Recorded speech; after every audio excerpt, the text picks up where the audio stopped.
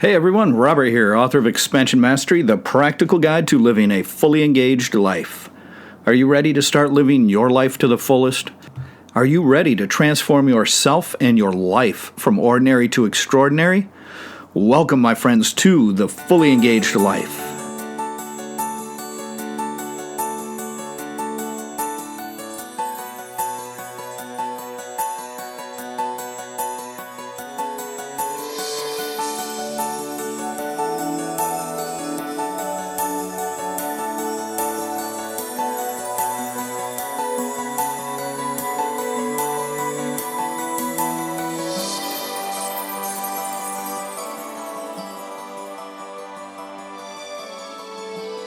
Welcome back to the show, everyone. Today's episode is going to be a necessary and somewhat serious one, addressing a topic that needs to be addressed in order for us to truly live a fully engaged life. And this is the topic of fear. Now, I've covered the topic of fear, worry, and anxiety, all of these things being self-imposed due to the processes carrying on in our own mind. But today I'm going to address a different type of fear. This fear is being instilled on the people. It's coming from an external source. And once the seed of this fear has been planted, then it is very easy to feed it every day and watch this fear grow. One of the main problems, which is probably not a surprise to any of you, is media.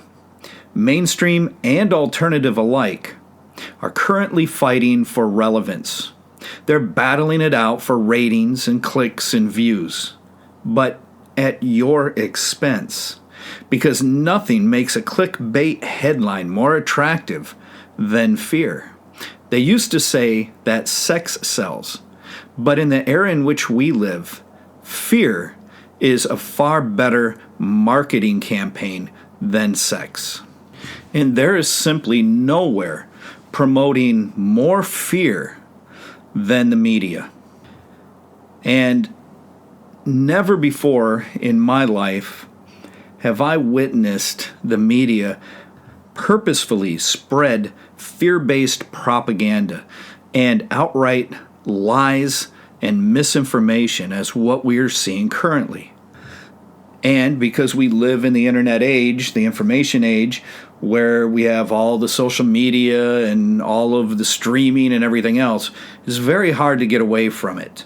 Now, you have to put down and walk away from a lot of the electronics in order to free yourself from this influence that they push as a form of entertainment and distraction that results in you living in fear so that they can have greater profits and keep thrashing about in order to try and remain relevant when they are no longer so.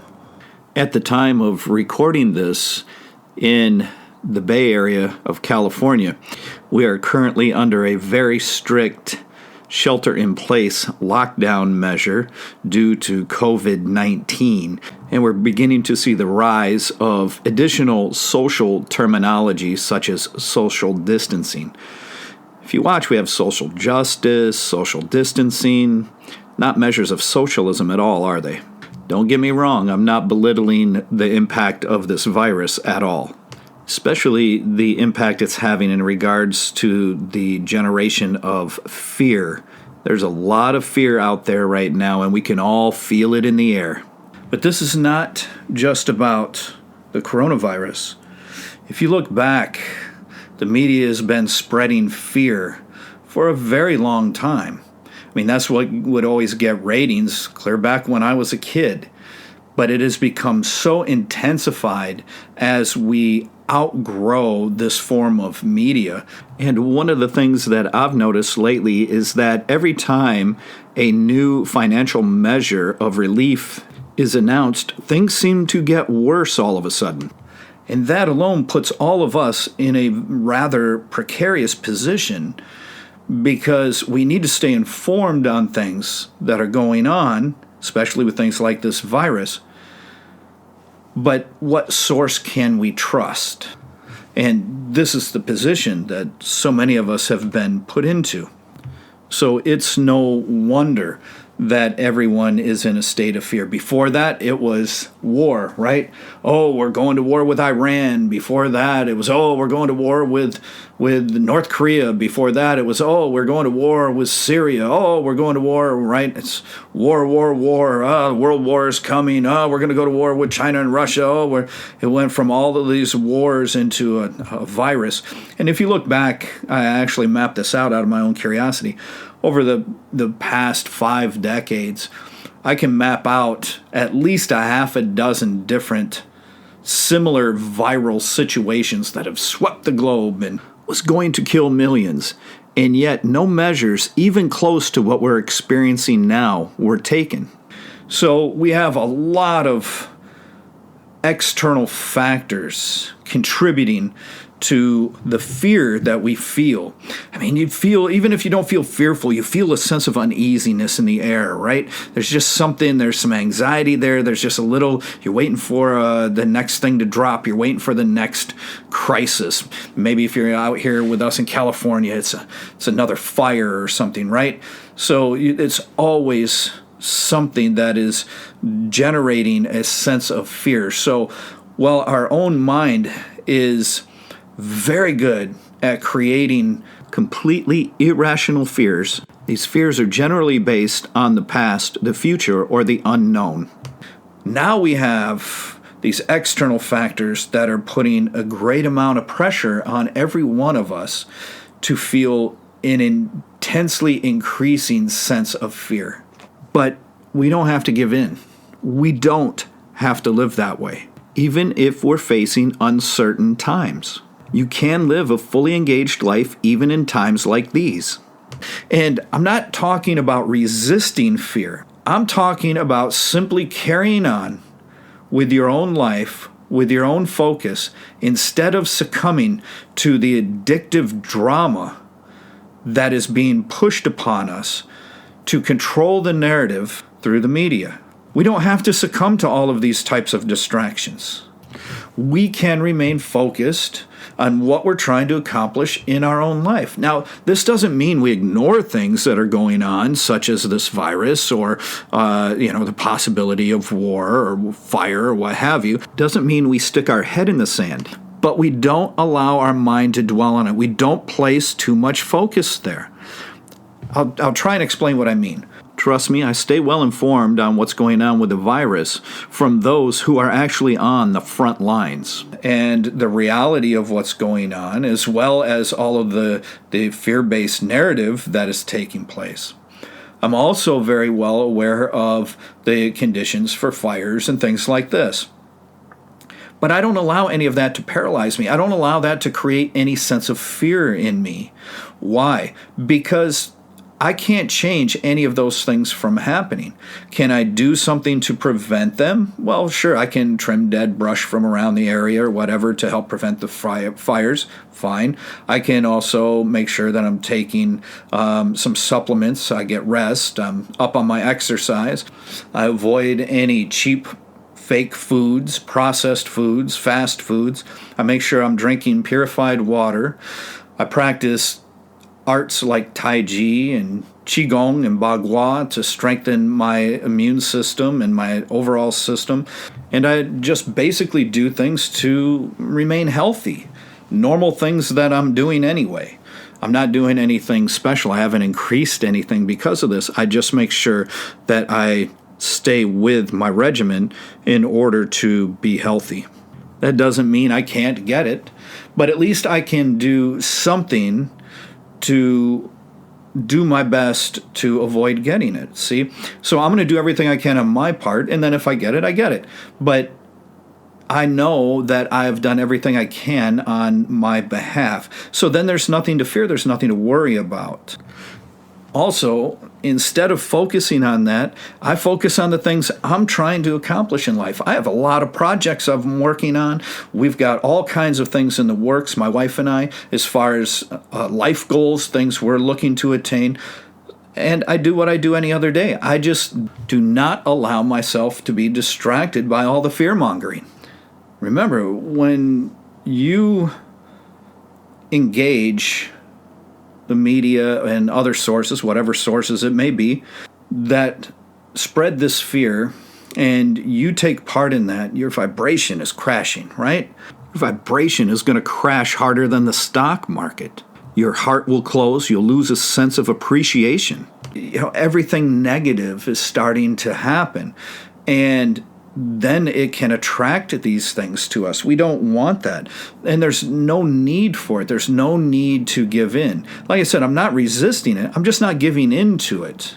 If we are truly authentic, then we have the power to choose what does and does not affect us, at least to some incredible degree. So we don't have to give in. Stop looking at it. But see, a lot of people are addicted to that. They're so addicted to the phone, so addicted to the scrolling and all the other stuff. And as the vibration lowers and the ego continues to inflate, they become more addicted to the drama and the fear and that chemical rush that it gives them. And it is an addiction. I look at those who are fear-mongering with the same view as I do a drug pusher. The drug may be fear, but the addiction is very, very real. I've made the conscious decision not to accept that and become addicted. I have no interest in that addiction. Instead, I prefer to place my attention on living a fully engaged life, living the adventure of life together with my incredible wife, and doing my best to make sure she's enjoying her life. So then the question before us is, what can we do to escape this cycle of fear? What I'm trying to do here, people, is help you get some relief from this fear. I'm seeing people, so many people talking about it out and about. I see it paralyzing people. I see people crying over this stuff, and it breaks my heart because it's so unnecessary. And I feel so bad for any of you living in that kind of fear. And I'm telling you, you don't have to do it. You can break free. I'm going to share with you two of the main ways that you can step outside of that today. Now, I'm not saying this is easy, but I'm saying it is a hell of a lot better than living in fear. So the first thing is this. Fear primarily exists when we focus on the past or the future. When we focus on the past, we have stored images and thoughts and beliefs and, like little movies and soundtracks playing, and we relive those things that made us fearful or uncomfortable in the past. Well, when it comes to the future, we're afraid of the unknown. So we become very fearful of the unknown. And when something steps in and starts to feed what we believe is going to happen in the unknown, then we have a sense of fear. So if we look at this in some of the examples I provided earlier, right? Oh, it's all about war. Well, we're not in a war, right? We're not in a world war, but yet we're in fear of one happening. See, that's a fear of the future. We don't currently have the coronavirus. Hopefully, I hope you don't. And if you do, I hope you get well very, very soon. But most of us don't. But we are afraid of getting it. We're afraid of what could happen in the future. Currently, here in California, there are no wildfires burning anywhere. Yet, prior to the voting on Measure C, there was plenty of fear-based propaganda about fires happening right now, and it was clear back in February, right? There wasn't any. But the fear of one starting, again, the fear of the future. So those are three examples that I'm running into on a very regular basis. And, yours are obviously going to be different if you live elsewhere, but you may have some of the same ones too. I think everybody has the virus and the war thing. So whatever fears you have, this is an understanding that it is a fear of the future, because unless you're living it right now, there is no reason to fear. And this is why they say fear exists in the past, in the future. And it doesn't really exist in the present moment. So if you can live in the present moment, when that present moment doesn't contain war, doesn't contain you having the virus personally, it doesn't contain, a wildfire or a tornado or a hurricane or volcano or earthquake or whatever else that is out there that is possible. It's possible all the time. It always has been. So we don't focus on that. In the present moment, we focus on the present moment, and we focus on what we're trying to accomplish with our life. We're focusing on what is truly important in our life right now, right here, right now. That's one of the easiest ways to start to escape from that. Stop following the news sources, stop looking at the stuff all the time, and just carry on with your business and do what you need to do to protect yourself, and certainly be prepared for any situation, but don't dwell on it. Once those measures are in place, okay, they're there. Now I can focus on everything else because I've done everything I can for those things, and now I can carry on with the true focus of my business. See, this is one of the easiest ways to step outside of the narrative that's being pushed upon us. To some degree, we just ignore it. And if you are fortunate enough to find a reputable news source, somewhere you can actually trust, that's getting at least decent information, then you can get it from there and avoid all the other stuff altogether. There's no need to go anywhere near it unless they have you hooked and you're addicted. I lived in fear when I was young. I was afraid of a lot of things, and it didn't take me long to realize that that is no way to live. And that was one of the reasons why I set out on the martial and spiritual path, because I knew that it was my problem and I wanted to fix it. Okay? And I've already died in this lifetime twice. So anything else is like whatever, right? It just doesn't carry the weight that it once did. So I am very comfortable, and I hope you can become this way too, to where you're very comfortable. There's an issue happening, okay. I do everything that I possibly can on my behalf to make sure that I, and in this case, such as my wife, I make sure that we're both taken care of to the best that we have the ability to be. Anything else is outside of our control, and I just refuse to worry about anything that's outside of my control because there's nothing I can do about it anyway. And I'll deal with that if and when it happens. In the meantime, I'm going to focus on the present moment. I'm going to keep my vibration high. I'm going to keep my heart open. I'm going to keep my mental state filled with appreciation and love and joy. And I'm going to live the adventure of my life. Because if you listen to the last podcast, you understand Ichigo Ichie, right? One chance, one encounter. Every single moment we have is precious, and I'm not going to waste a single moment living in fear. I'm not going to do it.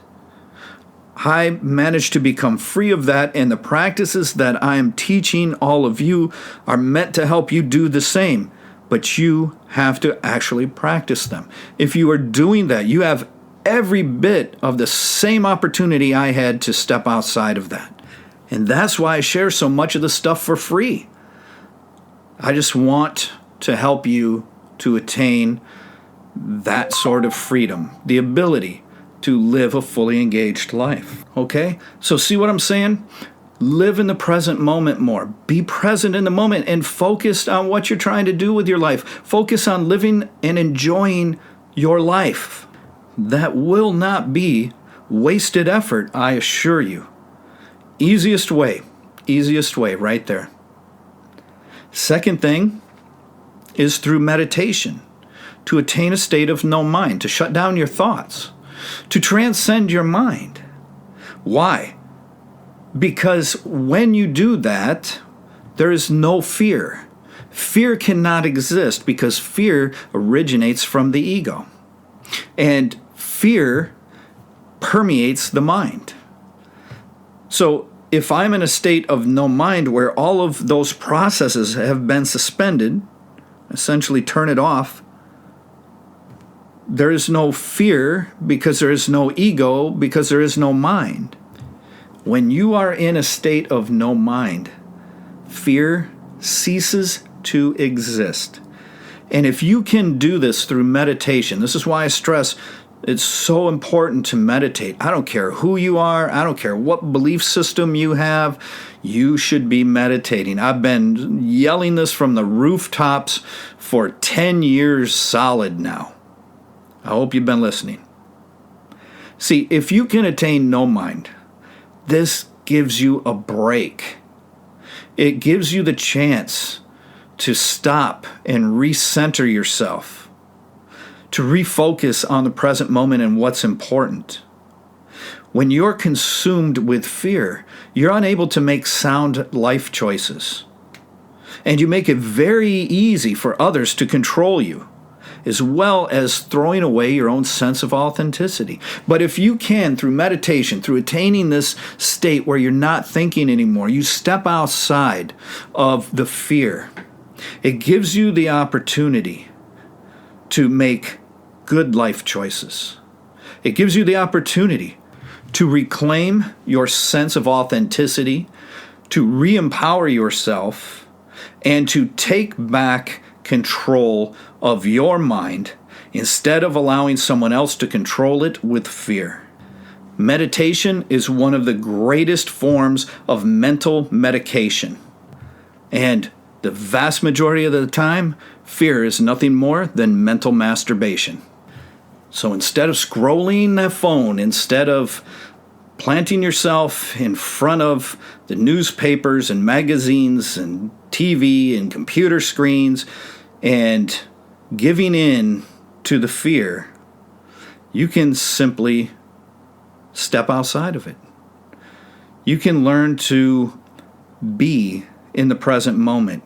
You can learn to turn off the mind where there is no fear, where you are completely and utterly free of fear. Imagine that. How would that feel to you right now? I ask you, is that not worth the effort of learning how to meditate?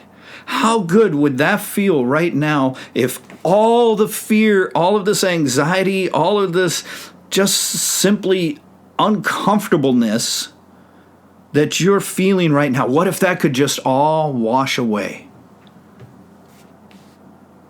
Think about that. Wouldn't that be amazing? It's right there in front of you. These two things, learning to focus on the present moment and remain focused there, and learning to meditate and attain a state of no mind, guess what? Costs you no money. Doesn't cost you a dime to do. You have everything you need right now to accomplish it. So the only real excuses that you have not to engage this is that of the addiction to the drama of fear. So I encourage all of you, make the effort to focus on the present moment and what you're trying to do with your life. What you want to do with your life, just living what you're trying to do, what you want to become, what you want to accomplish, anything it is to do with life, and stay focused on that in the present moment. And meditate. In the morning and the evening before you go to bed is the best. Could be said that before you go to bed is a little bit better, but either one is fine. But guess what? There's no bad time of the day to meditate. Just allowing your mind to settle down will start to alleviate some of the effects of fear. Allow it to attain a sense of stillness and silence, and you'll step outside of it. The fear will be gone. You can pick it back up if you so desire when you're done meditating, but I don't recommend it. So I would ask all of you to engage in that. Engage in being more present in the moment and focused on yourself and your life goals, and focus on meditation and attaining this state of no mind where you shut off the thoughts for a while. Enjoy the peace and quiet. Allow yourself to recenter, refocus, kind of recharge your batteries, and Get strong. Remember who you are and what you want out of life. Join me in this era of fear where I'm still living with a high vibration and my heart is open more than ever. I'm filled with appreciation more than ever before in my life. Join me here living a fully engaged life because it's a much better life than the one being lived in fear. And I would really, really enjoy the company. The more the merrier. So do your best to keep yourself safe and happy in these uncertain times. And do not surrender your humanity to the fear. So if you want something better to read than what's being promoted in the media, I would recommend that you jump over to www.expansionmastery.com, grab your autographed copy of my book, Expansion Mastery. Much better reading, much more uplifting and positive reading than what you're getting through the media. And you can also get my free ebook. It's a newly expanded and revised edition, Reinventing Yourself Through Realignment. Again, much better read, much more beneficial. And there'll be some breathing mastery programs on there very soon. And have a look around the website. I got some great blog articles on there, some interviews with some really, really cool people, and all kinds of great things happening on there. So go give it a look. It's very nice to navigate, very pleasing to the eye, very simple to use. And remember, my friends, that I always wish you the very best in all of your practices and your life. My thoughts and prayers are with you all. Please take care.